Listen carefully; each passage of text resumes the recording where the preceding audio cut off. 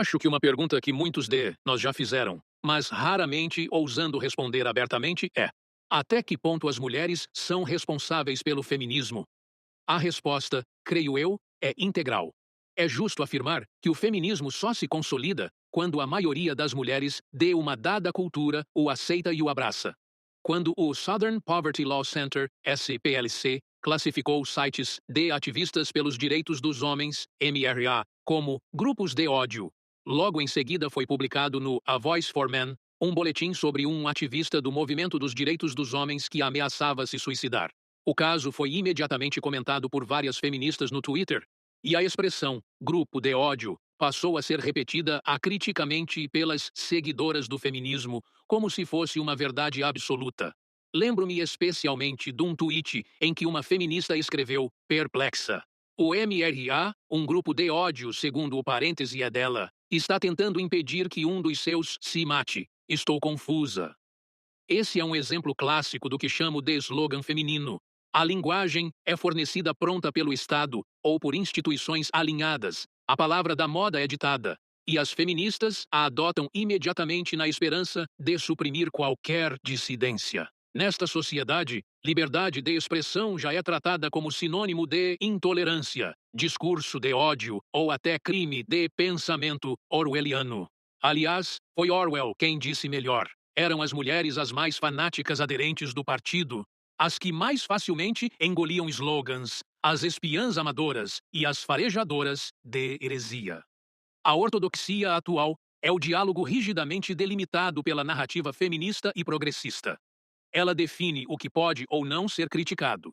Ao ultrapassar esses limites, instituições estatais entram em cena, regulando os horizontes da liberdade de expressão e rotulando tudo que foge do status quo como discurso de ódio. Quando feministas moderadas criticam a relutância do movimento dos direitos dos homens em colaborar com elas, estão, na prática, tentando sufocá-lo por completo, pois a narrativa feminista foi estruturalmente construída para silenciar qualquer dissidência masculina. Se quisermos distinguir mulheres de feministas, precisamos também reconhecer que as mulheres são o instrumento principal por meio do qual o feminismo e a tirania estatal que o acompanha se implementa. Essa é uma afirmação impopular, e deixo claro que não representa necessariamente a opinião de todo o movimento dos direitos dos homens.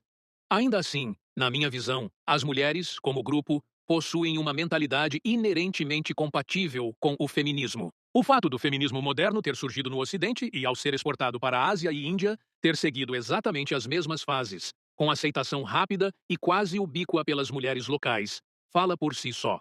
Corrigidas as diferenças culturais, o padrão de adesão feminina é o mesmo em todo o mundo. Vemos elites políticas masculinas promoverem o feminismo como progresso feminino. Vemos campanhas contra a violência doméstica e leis de divórcio sem culpa serem usadas para facilitar o abandono do lar.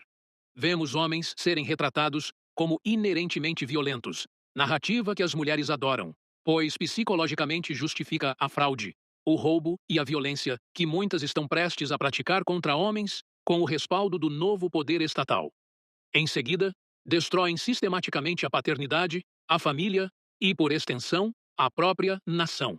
A guerra contra o feminismo será, inevitavelmente, uma guerra em que os alvos terão sido cuidadosamente alinhados pelas feministas com os interesses femininos. Estaremos lutando contra privilégios apresentados como direitos humanos básicos das mulheres: aborto, contracepção, rastreamento, de câncer, de mama, cotas, de gênero. Já o direito à não paternidade, contraceptivo masculino ou rastreamento de câncer de próstata permanecem notoriamente ausentes. Essa é a igualdade que o feminismo defende.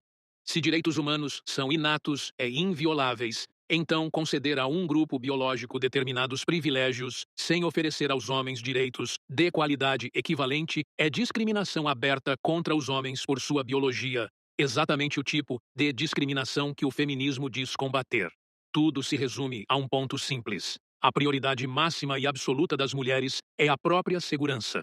Direitos fundamentais, devido processo legal, liberdade, nada disso importa quando está em jogo o imperativo biológico do acesso à proteção, provisão e conforto.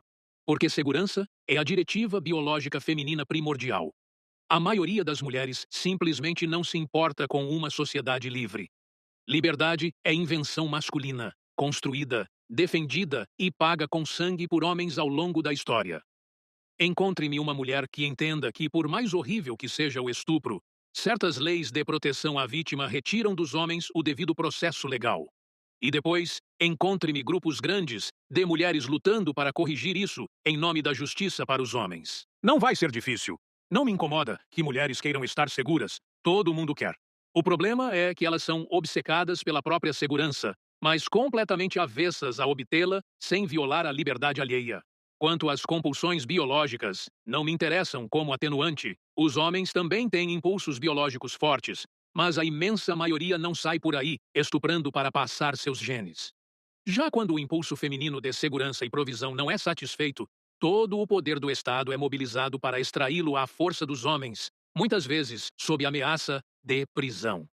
É exatamente essa disposição de usar violência estatal para tomar o que desejam, mesmo que outros ofram, que considero profundamente hipócrita e perigosa. Vivemos numa sociedade em que uma mulher pode inventar uma acusação de estupro do nada, como fez Heidi Jones por atenção, e o sistema acreditará nela imediatamente. Quantos homens inocentes já foram e estão sendo destruídos por acusações falsas neste exato momento? Feministas que dizem defender a igualdade apoiariam uma investigação séria sobre a prevalência de acusações falsas de estupro e seu impacto na vida de homens inocentes? Não. E as mulheres, como coletivo, também não. Foram os homens, historicamente, que tiveram a visão de longo prazo para entender o mal liberado quando trocamos liberdade por segurança.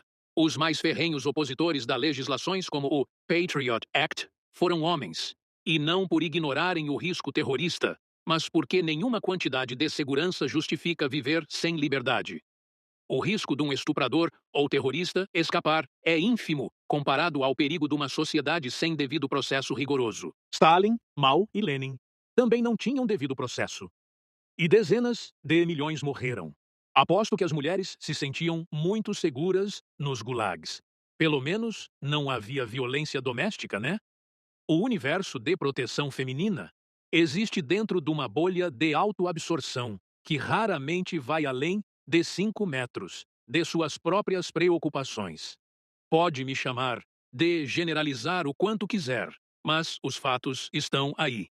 Movimentos feministas malignos surgem na Índia, Malásia, China, Japão, e a velocidade com que as mulheres aderem só pode ser descrita como relâmpago. Não se engane. O que estamos presenciando é a morte lenta da civilização ocidental. Essas pessoas, uso o termo com generosidade, não passam de autômatos repetidores de slogans, movidos por ódio ao que é real, espontâneo e vivo. Querem microgerenciar toda a atividade humana não planejada na esperança de esmagar o espírito de quem ainda ousa pensar. Feminismo é ódio. Ódio cuidadosamente elaborado, culturalmente embutido e habilmente disfarçado. É só isso que tenho a dizer por hora.